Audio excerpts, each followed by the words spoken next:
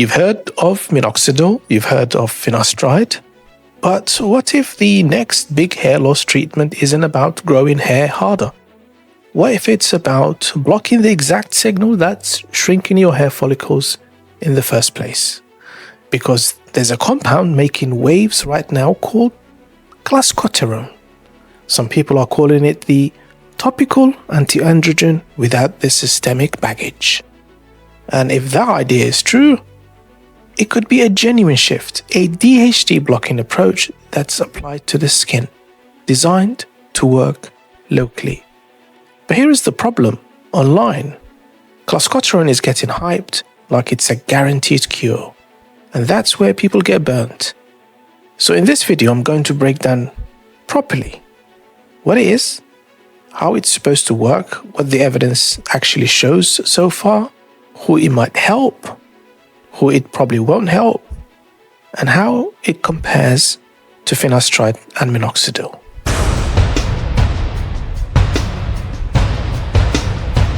So stop what you're doing. For 30 years, the hair loss world has been stuck in the 1990s. We've had minoxidil, we've had finasteride. That was it. But in the last 90 days, the floodgates have finally opened. We are talking about the first topical DHT blocker with phase 3 results that actually rival pills without the systemic side effects. This is the story of the finasteride killer. Let's get into it. So the headline of December 2025 is the arrival of Clascoterone 5%. For years, the holy grail of hair restoration has been a topical that works as well as a finasteride pill, but stays only on the skin. Cosmo Pharmaceuticals just dropped the top-line results from their Phase 3 Scalp 1 and Scalp 2 trials, and the numbers are staggering. In this study of over 1,400 men, Clascoterone showed a 539% relative improvement in hair count compared to the placebo group. It is a topical androgen receptor inhibitor. Think of it as a shield that sits over the hair follicles, preventing DHT from ever latching on. But here is why we call it the finasteride killer. The clinical data reports negligible systemic absorption. This means we may finally have the power of a DHT blocker without the risk of a post-finasteride mood change or libido issues that have scared off millions of men away from treatment in the past.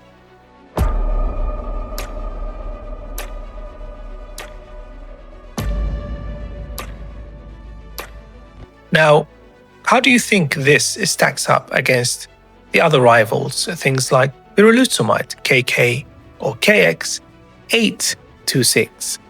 If you've been following this channel, berolutamide was the IT drug of 2024.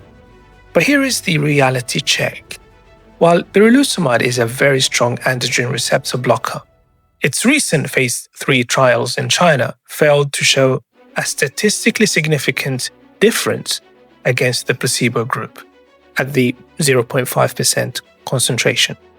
In fact, the company had to pivot, releasing it as a cosmetic product under the name Kosheen, while they scrambled to test a higher 1% medical version. Clascoterone, on the other hand, just delivered the knockout data berolutamide couldn't. It proved its statistical significance in the largest phase 3 topical trial ever conducted. While berolutamide is still a promising player, Clascoterone is the one currently holding the verified data that doctors actually trust. So what next for the finasteride killer? So the science is done, but the waiting game begins. Cosmo Pharmaceuticals has confirmed that the final 12-month safety data will be ready in spring 2026. Once that is in, they are planning parallel regulatory submissions to both the FDA in the US. If all goes well, we could see this hitting pharmacy shelves as early as late 2026 or early 2027. But the development doesn't stop at approval.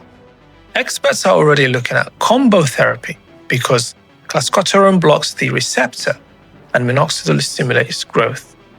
The next phase of development will likely involve fixed-dose combination sprays.